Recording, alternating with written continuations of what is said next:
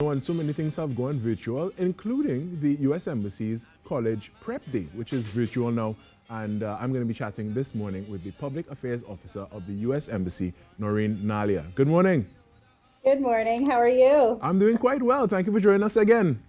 Thank you for having me. It's always a pleasure. Welcome. Now, tell us what persons can expect at this College Prep Day. So, as you mentioned, the pandemic had a pretty big impact on our usual college fair. We've been doing it for 18 years with the Canadian High Commission. Right. You know, we were at the Hyatt last year. We had almost 9,000 people come over the space of a weekend from all over Trinidad and Tobago. Obviously, we realized pretty early this year that that just wasn't going to be possible. Even if the government allowed gatherings at large, we wouldn't endanger public health that way. So we said, okay, what can we do? So we pulled the colleges in the US, the higher education institutes, and sadly, because of all the changes that have happened, recruitment is also a challenge this year. So they wanted to be involved, and they definitely are still so interested in Trinidad and Tobago as a student audience. So we decided to go virtual. And if you go to our US Embassy website, tt.usembassy.gov, you will find a link right there for our US College Prep Day. And we have a full day from 9 to 6 of different workshops answering your questions about financial aid, about how to find the right college, about the SAT exam, all of those issues that we get so many questions about, hundreds and hundreds over the course of a year. We're going to have those sessions. We're going to have experts from the US. We have representatives from Columbia University, representatives from community colleges, all here to talk about the US college experience and to help parents and students who are interested, parents who are interested, adults who are looking to go back to school. Everybody's questions can be answered all throughout the day. We're going to be running workshops on Zoom, and all you have to do is go to the tt.usembassy.gov website and you can register for sessions, whatever you're interested in. And that is so fantastic that even though it has had to shift, that the shift was able to be made. And in some cases, colleges have had their classes, some of their classes, full semesters done online. Can we expect anything like that from any of the colleges? So they'll be there to talk about how many of them have gone online. Some of them have the hybrid system where part of the courses are online, part of them are in person. Some of them have given students the option because some students learn better in person and they're willing to take that risk and isolate themselves, but they can't learn digitally. And I kind of understand that. I find it a little hard when I'm taking trainings online versus in person in a room where I can engage all my senses. So I do understand that. So some have been able to do that, but of course in some places that just hasn't been a possibility and they've gone completely virtual. Colleges in the US universities are really focused on doing what is safest and best for their students. And that's what they're going to be there talking about as well, how they've adjusted. Most people who come to college fair are usually not planning to go for at least 1 year to college in the US. So we are hoping by that time that the situation will be different. Hopefully, really. Yes. But they are prepared. Yeah, that's right. And, you said it used to be, when we were chatting last year about it as well, it was a weekend-long event. Now in this virtual incarnation, will it be over the weekend or is the time frame different? When will it be? That's a great question. So it's this Saturday, October 24th from 9 to 6. And we only did 1 day, but we have done other events several weeks ago. We did a college fair where students from Trinidad and Tobago actually were able to participate and meet with universities all over. And we did a session on the international student experience. I think about 800 people attended that one virtually. So so we've had other engagements and we're looking to space them out. What we found is it's hard to keep people focused for that long virtually.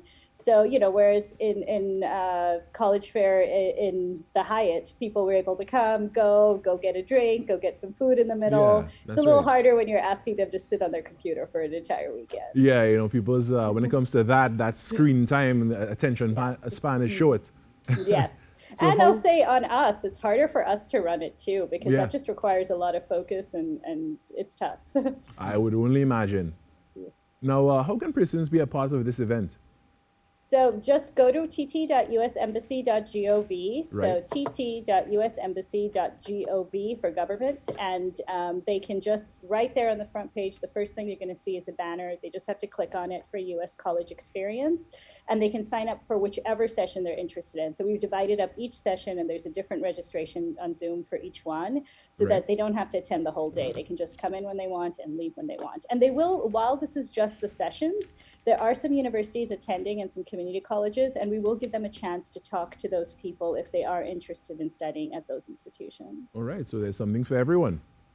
Yeah, something And for everyone. is there a fee attached to registration or any of the things along this process?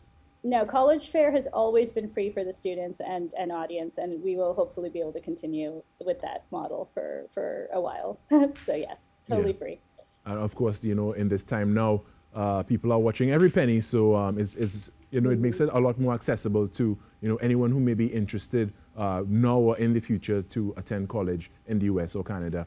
Would the Canadian Embassy be involved as well?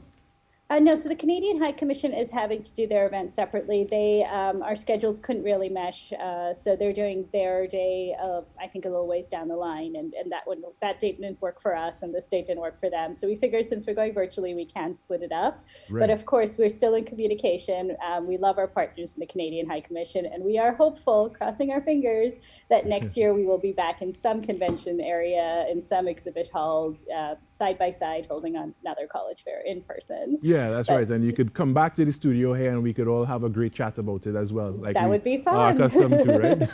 Yes, that would be fun. And I do want to say just one quick note on the affordable side, because you brought that up. It's such a great point. And recognizing that is why we've actually held a couple of sessions. We have one on how to finance your studies, but we're Right. also having a session on community colleges, because we do think there's this great affordable way for people to take 2 years of college at a much lower price than a four-year university, and then they can transfer into the four-year university. So they save a lot of money on those first 2 years. Wow. And we're really trying to focus on that. And we recommend anybody who is interested in that. It's the same quality education. It's like you just look for a, like one of those accredited community colleges, and you're getting the same quality education. Often the same teachers will teach at both the 4-year and the 2-year, Right. but you're getting a much more affordable first 2 years, and that allows you to save some money for those other 2 years. Of course, So, because yeah. the costs do add up, going to college abroad, especially Yes. from here in the Caribbean to go to the US and such. So anything that could be saved, I'm sure people would be looking forward to that. Absolutely. And well, with that, I want to thank you so much, Noreen, for joining us this morning and sharing this information. And again, could you just underline that website for us one more time? Absolutely. It's tt.usembassy.gov. And thank you again for having me. It's always such a pleasure to return to your studios, even virtually. That's right. All right, I want to thank you so much, Noreen Alia, Deputy Public Affairs Officer, U.S. Embassy. Again, you could check out the website and you could register, and that is coming up this Saturday. So if you want to get more information, you could always go on the website and do so. Thank you so much.